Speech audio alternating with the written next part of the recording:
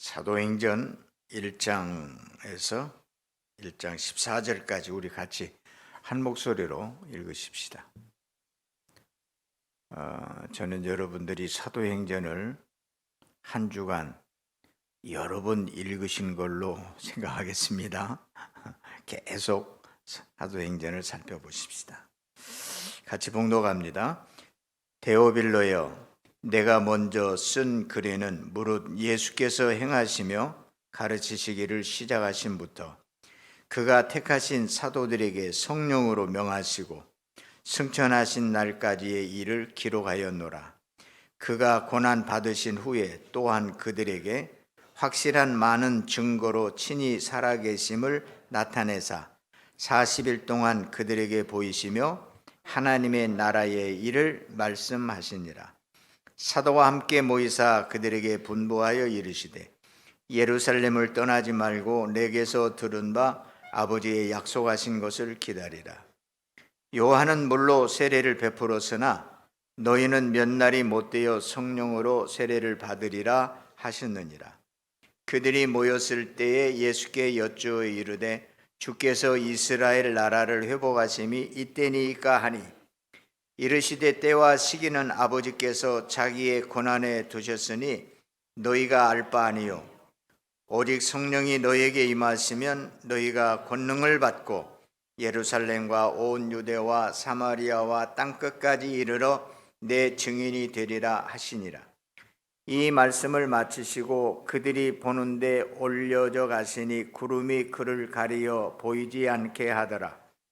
올라가실 때에 제자들이 자세히 하늘을 쳐다보고 있는데 흰옷 입은 두 사람이 그들 곁에 서서 이르되 갈릴리 사람들아 어찌하여 서서 하늘을 쳐다보느냐?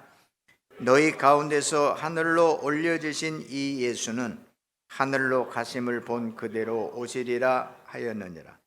제자들이 감람원이라 하는 산으로부터 예루살렘에 돌아오니 이 산은 예루살렘에서 가까워 안식일에 가기 알맞은 길이라. 들어가 그들이 유하는 다락방으로 올라가니 베드로, 요한, 야고보, 안드레와 빌립, 도마와 바돌로메, 마테와 및 알페오 아들 야고보, 셀로신 시몬, 야고보의 아들 유다가 다 거기 있어 여자들과 예수의 어머니 마리아와 예수의 아우들과 더불어 마음을 같이하여 오로지 기도에 힘쓰더라. 아멘. 세상의 모든 사람들은 무엇을 먹을까, 무엇을 마실까, 몸을 입을 위하여 무엇을 입을까 염려하고 삽니다. 그렇죠? 네. 그러나 삶의 의미를 찾는 사람은 그렇지 않습니다. 내가 누군가? 내가 어떻게 살아야 되는가? 그리고 내가 어떻게 죽을 것인가?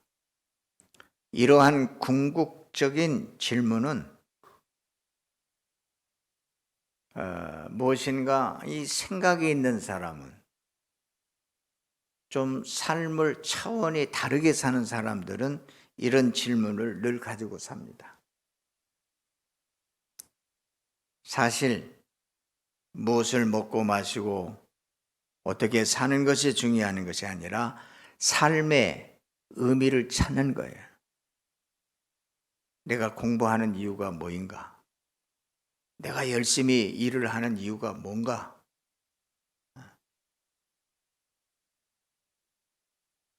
그래서 곰곰이 생각하면서 분명히 자기가 열심히 애를 쓰고 노력하는 그 일에 깊은 뜻을 가지고 산다 그 말이에요. 단지 육신적인 피부를 즐겁게 하는 일이 아니라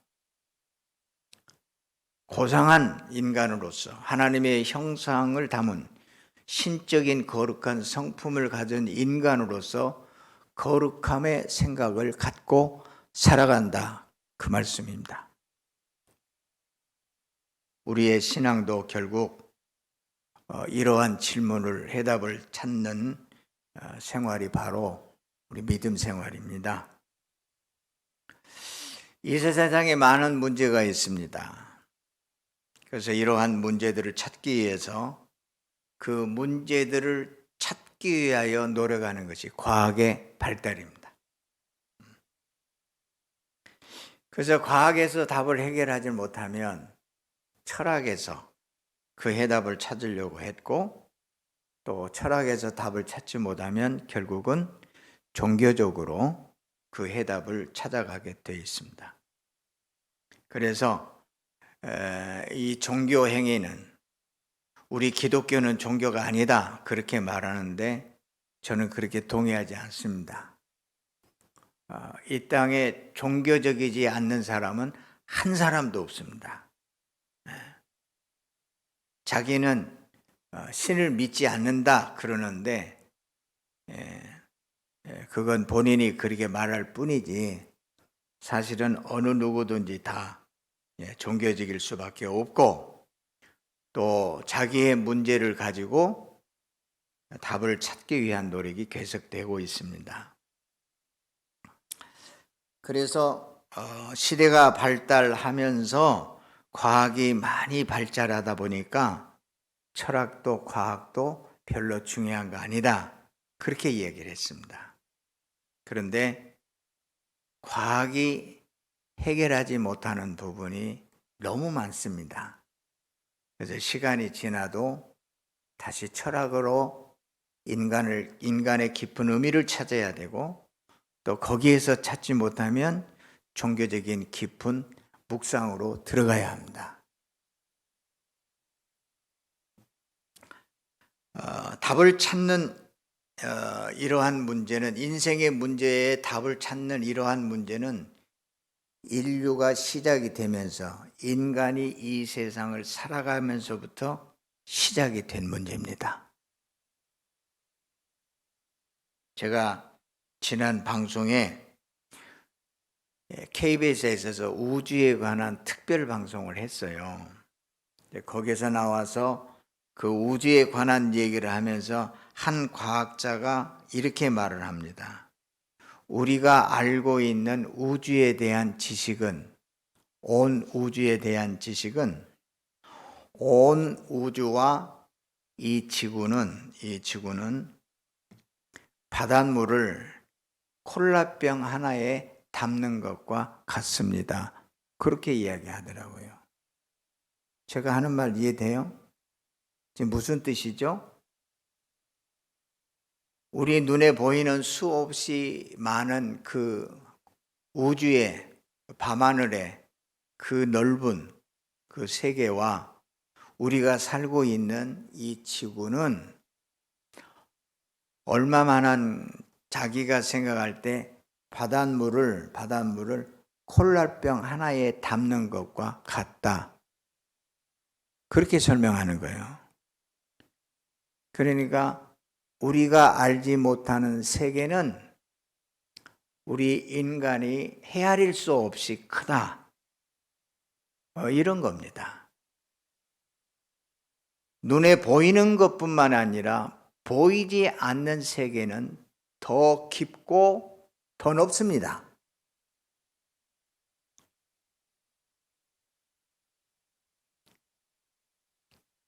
세상의 모든 일들은 신비로 가득 차 있습니다. 우리가 당면에 있는, 생활에 있는 문제에 너무 급급해서 우리가 더 넓은 세계를 보지 못하기 때문에 답답하고 고민되고 모든 것이 문제고, 이래도 불편하고 저래도 불편하고 자신도 없고.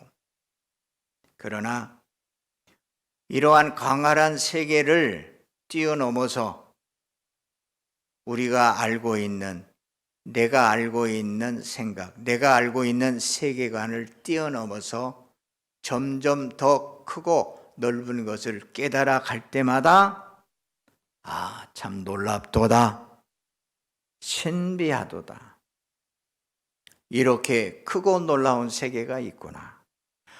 보이는 세계뿐만 아니라 보이지 않는 이 세계가 이렇게 광활하고 아름답고 깊고 오묘한 것을 미처 깨닫지 못하는구나. 그래서 오늘 또 우리가 이렇게 예배를 드리는 것은 비록 작은 것이라도 새롭게 깨닫고 내가 지금 생각하고 있는 이 생각이 전부라 생각하고 우물 안의 개구리처럼 살아가는 내 인생의 틀을 벗어나서 좀 더 높고 좀 더 크고 광활한 그 영광의 찬란한 이 세상과 우리의 존재의 존귀함을 새롭게 깨닫는 참으로 고상하고 아름다운 모든 일들을 새롭게 발견하고 우리 자체가 좀 변화하는, 좀 넉넉해지는, 좀 능력 있는, 어디서 무엇을 하든지 담대하게 하나님과 함께 찬양하며 즐거워할 수 있는 삶이 되기를 바랍니다. 그러기 위해서 우리는 예배를 드리는 거예요. 지난 12월 16일 이태원 참사 49제가 있었습니다. 그 자리에서 유가족 고 이지연 씨 어머니 조은미 씨는 이런 말을 했습니다. 저는 10월 29일 전후로 2개의 자아가 생겼습니다. 첫째는 원래 가지고 있던 나, 현모양처, 부드러운 말투, 나서지 않는 엄마였습니다. 두 번째 자아는 10월 29일 후 나입니다. 물러서지 않는 나, 거친 말투의 엄마, 앞에 나서는 엄마, 유가족과 함께 이 일이 투명하게 끝날 때까지 투사가 될 것을 맹세하는 엄마. 나는 분노한다. 고로 존재한다. 지금의 나는 꽃을 보아도 기쁘지 않고 나무를 보아도 싱그럽지 않다. 베란다에 키우는 당근이 추워서 죽을까 비닐로 꼭 감싸준다. 그 식물에 사랑하는 아들을 키웠던 온 정성을 다한다. 몸을 씻은 기억이 안 나 한 달이 넘어 씻으며 통곡하며 내 몸을 얼마나 밀었는지 피가 흐른다. 이 아픔으로 아들의 죽음을 대신할 수 있는 것일까? 미친 소리, 어림없는 소리. 큰 키에 근육질의 아이가 못 빠져나왔다면 그때의 순간, 그때의 고통, 그때의 공포, 그때의 마지막 기억되는 아이의 한 사람, 그 순간의 한 사람이 엄마였을 거란 생각에 내 슬픔은 이제 분노로 변하고 있다. 예쁘고 착한 엄마가 일그러진 얼굴로 분노를 표출하고 있는 모습을 보고 저는 그 모습을 또 보고 마음에 큰 죄인된 그런 마음으로 그 음성을 들었습니다. 현 정부의 책임없는 형태에 분노하고 있는 것입니다. 책임 있는 사람의 진정한 위로의 말 한마디면 아무리 깊은 분노라 할지라도 가라앉힐 수 있는데 그렇지 못한 것입니다. 책임 있는 사람들은 위로는커녕 불이 난 가슴에 기름을 붓고 성난 가슴에 소금을 뿌렸다고 말들을 합니다. 그 사람이 현 정권의 관료들이 아니라 바로 내가 아닌가 생각하면서 여러 번 그 영상을 보았고 그리고 회개하며 그들과 함께 했습니다. 이 엄마는 오직 이 아들이 자신이 전부였고 희망이었습니다. 세상을 살아가는 것이 힘들고 어려워도 이기고 살아야 할 이유가, 삶의 의미가 자식에게 있었습니다. 이제 이 아들이 세상을 떠났으니 모든 것이 사라진 것입니다. 삶의 의미도 그래도 참고 살아가려고 했는데 세상은, 권력자들은, 있는 사람들은 그렇지 않다는 것입니다. 사람이 세상이 왜 이렇게 나쁠까 분노하는 것입니다. 이 엄마는 크게 변했습니다. 어떻게 변했냐? 이제 내 자식만 자식이 아니라 이 땅에 있는 모든 자식들이 자기의 자식이 됐습니다. 그래서 세상에 남은 자식들이 내 아들처럼 길에서 참살을 당하지 않는 나라가 돼야 되겠다 하는 이 일을 위해서 분노하는 것입니다. 이제 아들의 죽음은 내 아들뿐만 아니라 모든 자식들이 내 자식으로 새롭게 변화하는 엄마가 된 겁니다. 뿐만 아니라 베란다에 키워놓았던 당근, 식물 하나까지도 소중하게 바라볼 수 있는 눈이 새롭게 열린 겁니다. 더 넓은 세계, 더 깊고 의미 있는 사람으로 변한 것입니다. 한 가지 염려스러운 것은 너무 분노해서 몸이 상할까 봐, 삶이 부서질까 봐 걱정이 됩니다. 저는 착한 엄마도 이 죽음이라고 하는 이 문제로 인해서 저렇게 크게 변하는구나, 그 깊은 진리를 생각했습니다. 사도행전을 읽으면서도 예수님의 제자들의 모습에서도 비슷한 것을 찾을 수 있습니다.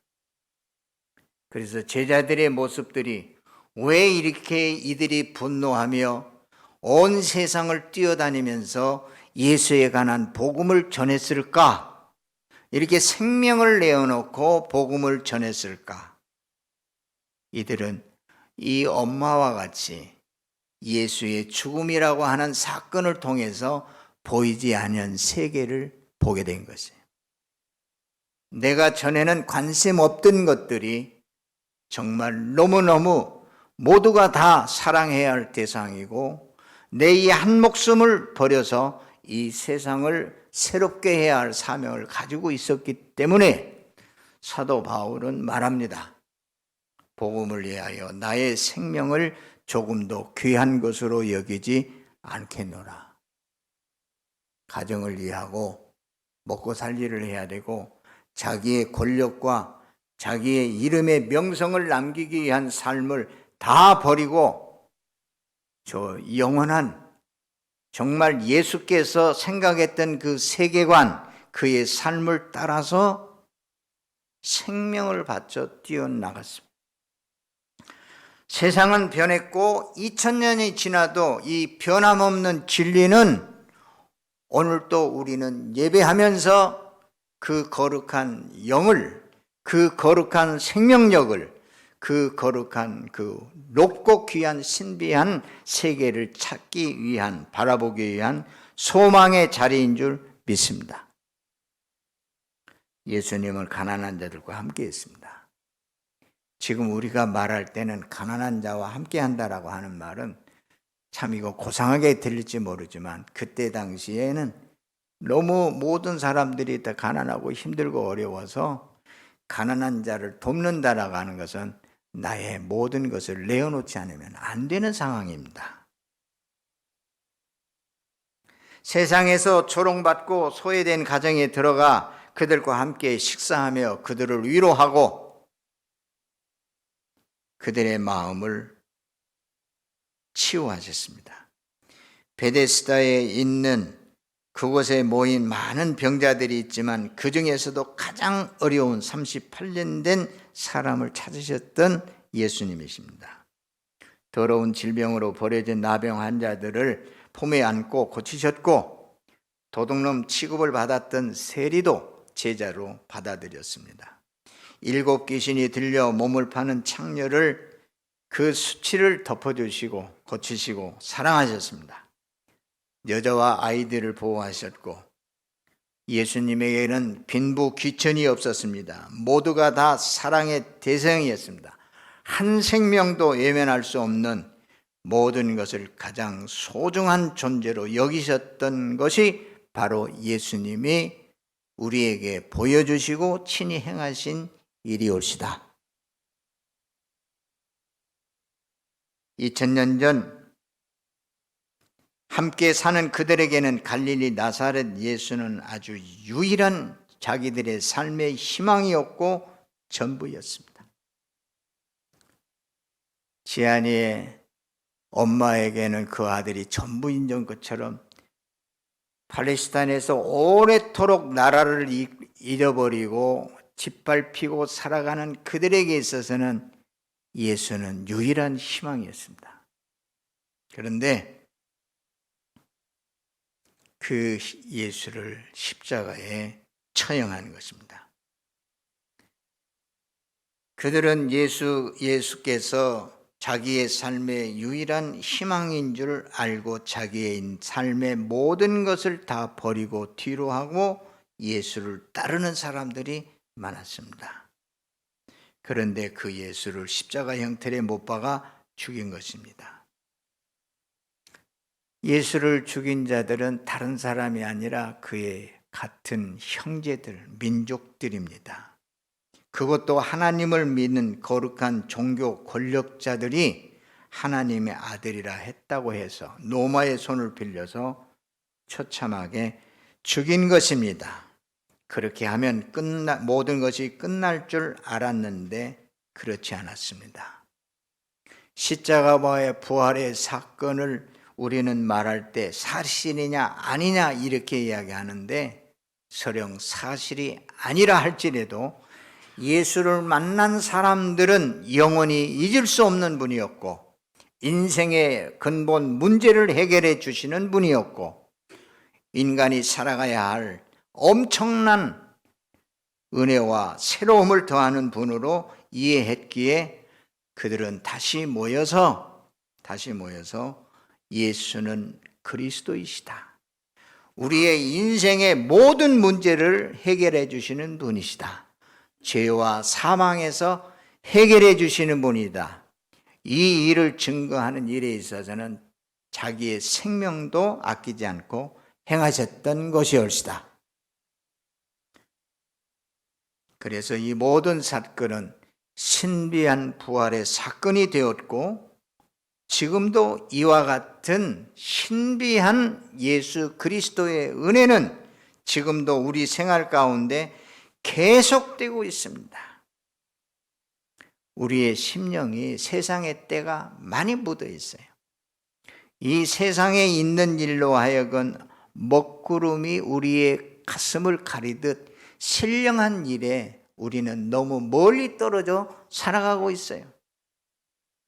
그러나 골반 깊은 곳에 들어가 주의 이름을 부르며 예수 그리스도의 귀한 일들을 사모하고 이 누가가 기록한 이 생명력 있는 이 말씀을 깊이 사모할 때마다 주께서 함께 하시고 오늘 찬송가의 가사처럼 내가 기도할 때 내 볼에 가깝게 뺨을 맞추시고 그 큰 사랑으로 우리에게 함께하는 귀한 주님을 신비한 은혜를 경험하게 될 줄로 저는 믿습니다. 누가는 사도행전을 시작하면서 예수님의 부활을 알리며 시작합니다. 부활이 없다면 교회도 없습니다. 교회가 없다면 세상이 어떻게 되었을까요?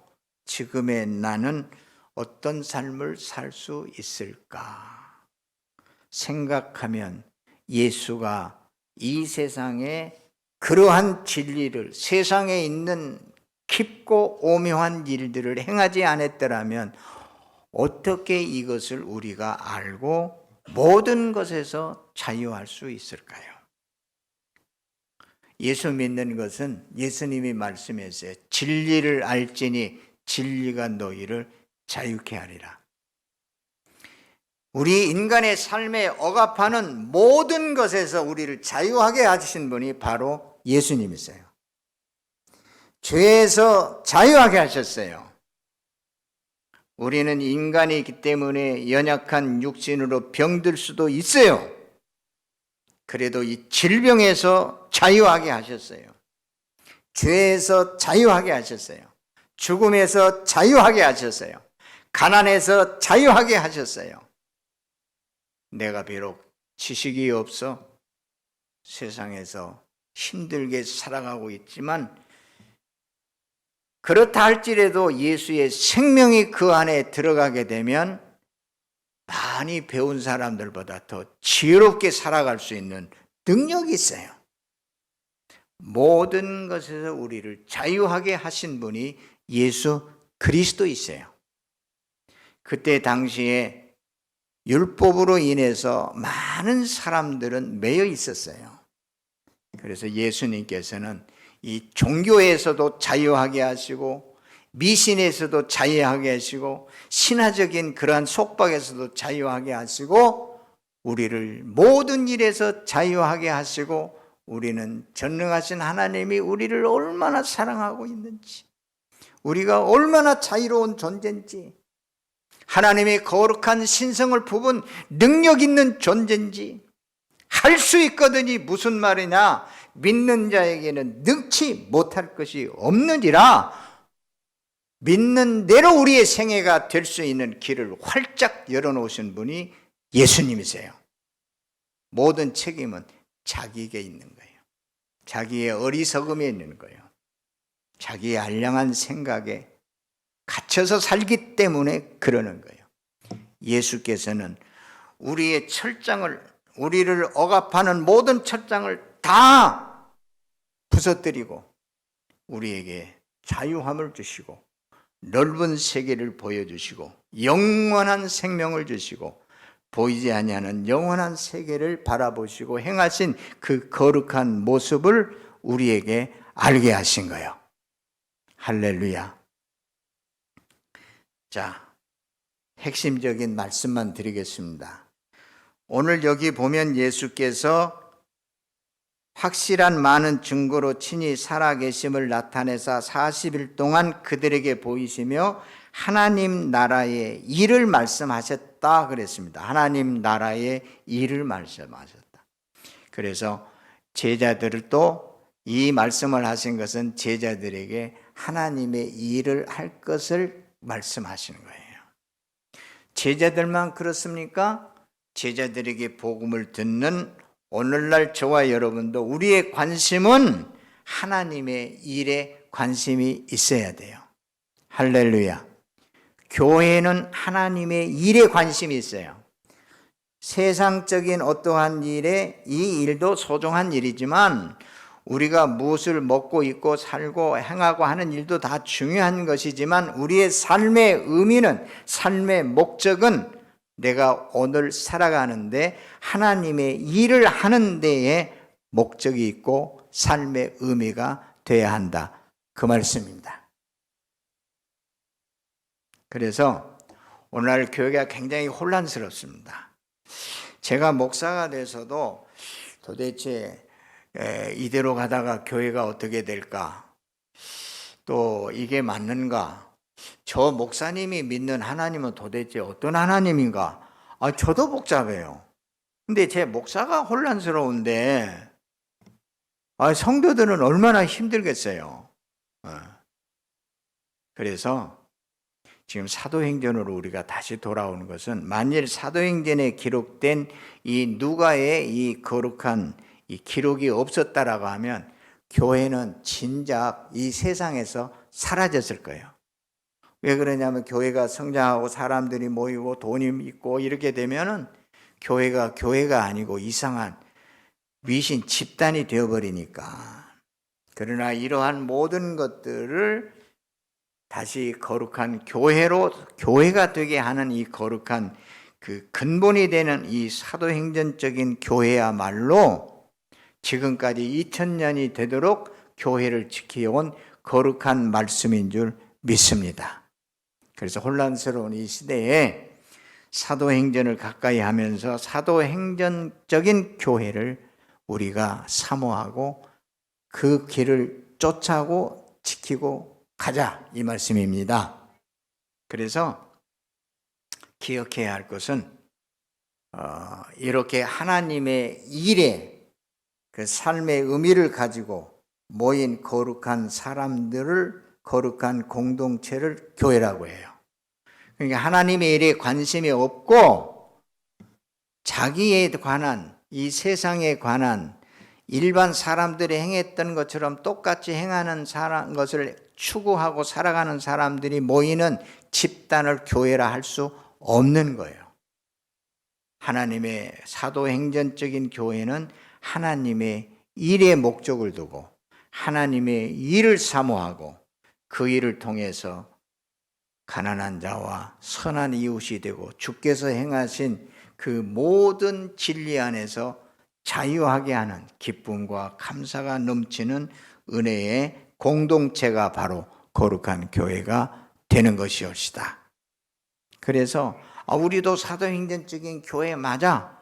지금 이 기독교 총연합회에서는 목사님 한 분을 2단으로 정지하니까 신학적으로 맞는지 안 맞는지 우리 한번 논쟁해보자. 누가 맞는지, 누가 참 거짓인지, 그러니까 누가 거짓인지 참인지를 알 수 없는 지금 이런 세대가 됐단 말이에요. 그런데 저와 여러분은 분명히 생각하십시오. 첫째, 돈을 앞세우는 것은 거짓이에요. 예수님은 이 세상에 있는 재물 가지고 이야기를 안 하셨어요. 교회적으로 너무 금전적인 문제에 매여 있는 그 사람을 조심하셔야 돼요. 절대 교회에서는 그 문제는 우리가 할 일이 아니에요.